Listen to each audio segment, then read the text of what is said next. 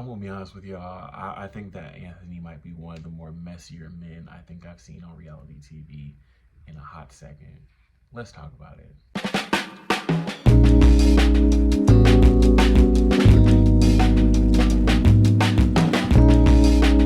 What is up, you guys? Welcome back to Leo Reviews. I am your boy Leo, and today we are here to recap Love and Marriage Detroit Season 1, Episode 8. And I know I didn't get a chance to review last week. It has been a crazy couple weeks for me, but I'm going to say this. I'm going to say this.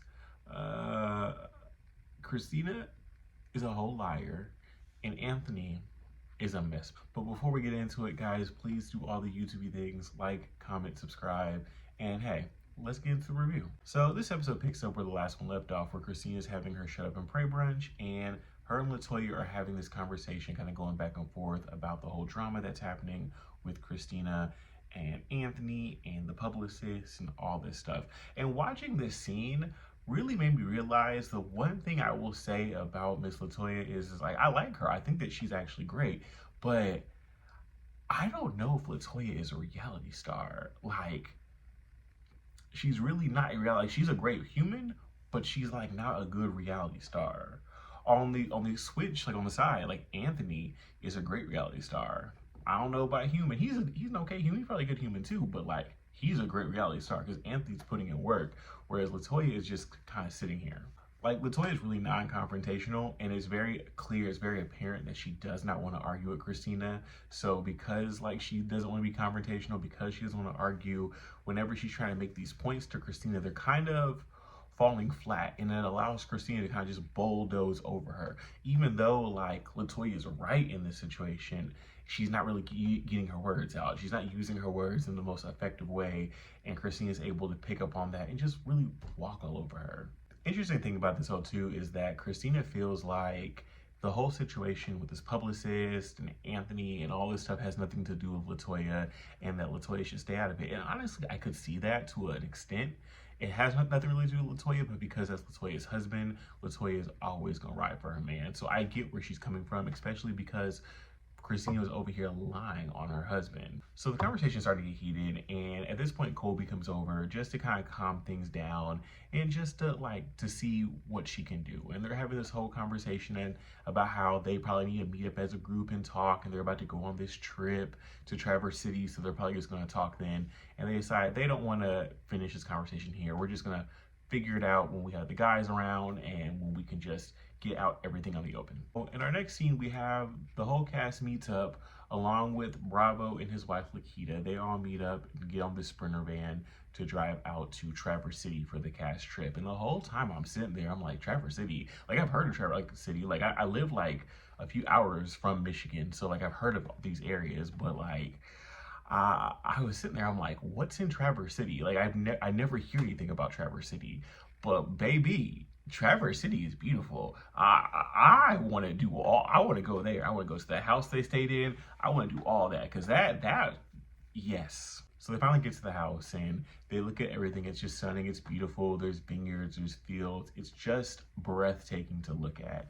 And we get a short little scene with Bravo and his wife Lakita. And Lakita's kind of downloading Bravo about the whole interaction that happened with the girls at the Shut Up and Pray brunch. And he pretty much tells her, he's like, yeah, we're gonna have to get a lot of stuff in the open. We're gonna have to like pretty much get all the drama and put it out on the table. And that's exactly what happens. Side note, I don't know. I like Bravo on the show. I think this is our first time seeing Lakita, so I really don't know how she rocks, but I think that Bravo is a good fit with the guys. Like, I really do like them. I really do like him on the show, and I think that he fits in really, really, really well. And I'm really hoping that maybe Lakita like steps up more as the season progresses. I don't know how much more we have to the season. I feel like we're almost done, but I hope that she steps up more maybe like next season or whatever, because I would like to see maybe more of their dynamic and a little bit more of them, because what little I did see of her, I kind of liked her. So hopefully we get some of that. We get this really short tandem scene with the two couples, Christina and Brandon, talking about all the drama, and then also Colby and Russell talking about all the drama. And it's interesting hearing two sides. Colby says that she wants to have a conversation with Brandon because she does not like the fact that he disrespected her, and they definitely need to work that out. Versus Christina says that she just hopes that they can you know, talk about it real quick, squash it, and move on and get back to the fun. And I'm sitting there, I'm like, you know what? It's always the people that start the stuff. It's always the people that are the drama that just want to just be like, oh well, let's just move on. Of course you want to move on. You started it. So the group sits down for their first scene together. Brandon cooked, I think it was what, salmon and asparagus. That sounded really, really good. I think I'm gonna probably make that for dinner tomorrow because I kind of, that sounds really, really good, really healthy. But so they sit down and they're having a conversation, and then all of a sudden, uh, the conversation, I'm not sure if it was Latoya or if it was Christina, but somebody brings up the drama that was going on in the group. Brandon starts things off by apologizing to Colby for the disrespect that he gave towards her and how that's not what he was trying to do, and he apologized for it. Colby accepts his apology, but she says that at this point she does not trust him and that trust might have to be rebuilt because she feels that she doesn't know whether or not he's going to, you know, disrespect her again or do it again. So, you know, they have to move slowly. And it's funny because I'm watching this scene, I'm watching Brandon being very much so humble and apologizing like that. And I realize that he's only like this, right?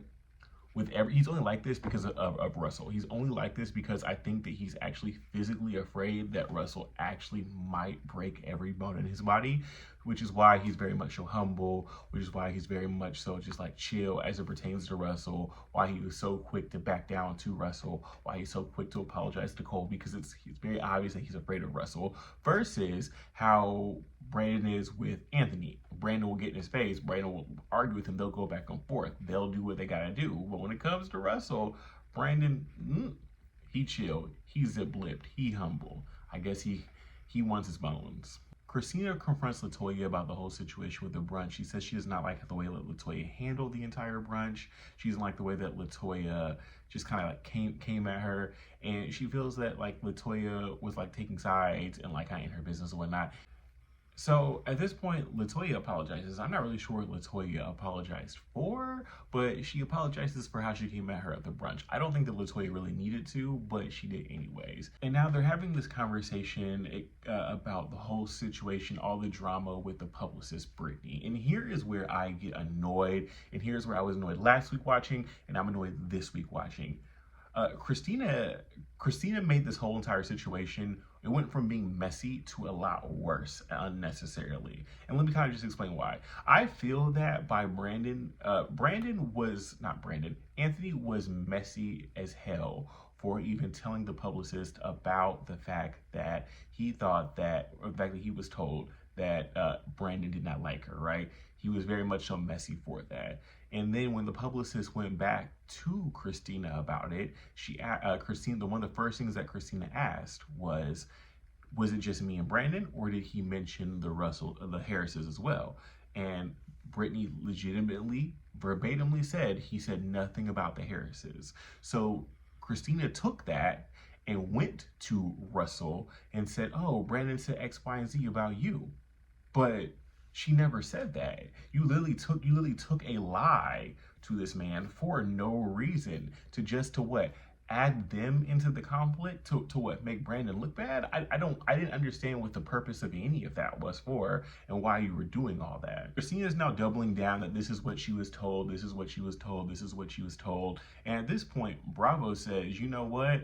The common denominator in all this drama is Brittany the publicist. We need to hear from Brittany, because if Brittany's telling everybody one thing, she might be the problem.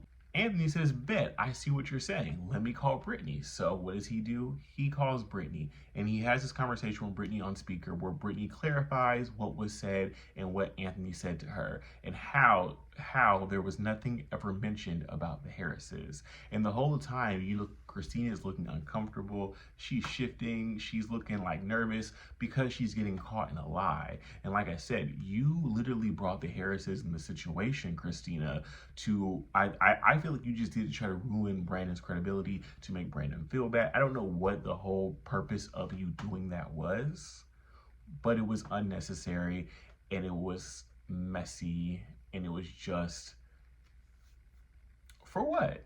While they're on the phone with Brittany, that's when Brandon starts talking to Brittany, saying, I never said that, Anthony's a liar. And that's when him and Anthony are going back and forth, because Anthony is saying that he's not lying, and it's just like a he said this situation. Finally, they decide they're just gonna squash the entire thing, and they're just gonna move on from it. But it's very, very like clear that like there's still some residual drama, still some residual stuff, because Brandon is mad at Anthony because he feels like Anthony is just coming for him, and Anthony does not like the fact that Brandon is calling him a liar. So they're just going back and forth with it. But honestly, I do feel like Brandon said that. I do feel like at one point him and Anthony had a conversation. He said, you know what, I don't rock with her. I really don't like her like that. But he's trying to save face because Christina and Brittany were trying to do some sort of deal. He doesn't want to mess up any type of business that Christina has going on. Then also, he's not trying to look like that messy bad guy on TV, even though he already is. But Anthony exposing it is kind of messy, but I don't know. I just think that none of this had to be a thing, and it's become a thing because people want to be messy, and because people want to be messy and lie at the same time. The next day starts out with like different scenes from all four of the couples, and everybody's talking about all the drama, and everybody's trying to figure out, you know, who's lying, who's telling the truth. Colby and Russell said there's a lot of gaps in the story, and just a lot of this doesn't check out. And once again, yeah, there are a lot of gaps because people are lying. That's really what it is. Because Brandon and Christina are lying, it's showing up as if there are gaps, there are holes, when there are honestly not. It was just Anthony was being messy by bringing it up, and they're lying to cover their own asses. So we have a quick little scene. Anthony and Latoya are now going ahead and looking at the winery. The winery to just to get some ideas and everything for their business, for the wine and whatnot. And then the rest of the group is in a Sprinter van heading to this vineyard for a wine tasting. And let me tell you something, looking at that vineyard, that has never been a thing on my list of things that I need to do in life. But that's officially a thing on my list of things that I want to do in life, because that just looked dope. I want to do the wine tasting. I want to be in a vineyard. I want to see how serene it is. It was just so beautiful. So they meet up for the wine tasting, and Brandon is starting to get, you know, his wine on. He's drinking. He's having a good time. And Christina's like, yo, Brandon, chill out, chill out, chill out. And then we get like a scene that we didn't see before from their last wine event they had, where the two of them got into that whole argument. I did not realize that Brandon was as drunk as he was. Like, Brandon was gone. Brandon is one of those people that can't take wine. Like, wine hits us all a different way. Brandon can't do wine. He is not a wino. It's just wine makes him act up. So in our final scene, we have the guys and girls break up into two groups. The girls go off in a boat, and the guys just stay on the beach and throw the football around and talk. And while the guys are on the beach, we end up finding out that Anthony's friend Lyrique, who's also a major producer up there in Detroit, has decided that he wants to help out with the showcase, and he's going to be doing different things. Now, what we learned last week is that Lyrique and Brandon fell out. And here's the thing, Anthony knows this, right? And now hearing it, Anthony is upset because he doesn't rock with Lyrique, because he feels like Lyrique has poached his artist and different things. Now the conversation's getting heated because the two men are going back and forth. And Anthony is trying to get Brandon to see. He was like, bro, like, it's not really about like what he did, or it's not really about this. We're trying to get another major player in Detroit on our showcase, which will help our showcase. It's all about business. Look at the bigger picture. While I see that, and while I definitely do agree that the bigger picture when it comes to business is more important, you are, Anthony, moving in a way that's showing up as messy. So I understand why Brandon feels some type of way about you, because the way that you're moving, the way that you're doing this, you know that they have issues, and then you just want to spring it on him last minute. Just makes you look real funny. And now at this point, Brandon is feeling like he's being attacked. He's feeling like he's always like Anthony's always coming for him, and he's like, bro, what's your deal with me? Like, yada yada yada. And so finally, Anthony is like, I have no issues with you. And at this point, Anthony just gets in his face, and they're having this real conversation. It gets real close, and we're gonna see how this like pertains next week. But Anthony, homie, you are moving so messy, bro. Like, you are moving messy, and you're also really emotional on top of it. So you do these weird, messy things, and when you get called out, you want to get up in people's faces. Like, bro, chillax. It doesn't need to be all this. None of this needs to be all this. And the thing about it is this whole passion project, this showcase that you're having, this was you and Brandon. So the fact that you're doing all these things without him, it does come off that you're trying to take it. It does come off that you're just trying to move funny in a certain way. So I definitely understand where Brandon's coming from, even though I think that Brandon's just more or less in his feelings about the entire thing. I get it. I get why you would have an issue with how you're moving, because you are moving in a way that's just unsavory. But I guess we're going to see what next week is going to hold. I hope next week is just as good. This season thus far has been actually very good, very entertaining. I'm enjoying it. I really do like this cast. I would definitely say that I think that we need to add in another couple just to round it out a little bit more. I definitely do like what Carlos does with, the original 6 of every season, but I just feel like this, I think that we need maybe like 2 more people. We need like 2 more people, somebody who can just bring something a bit more, like something like a je ne sais quoi to the group. You know what I'm saying? Like, I don't think that we have that. But anyways, guys, thank you so much for watching. This was my review.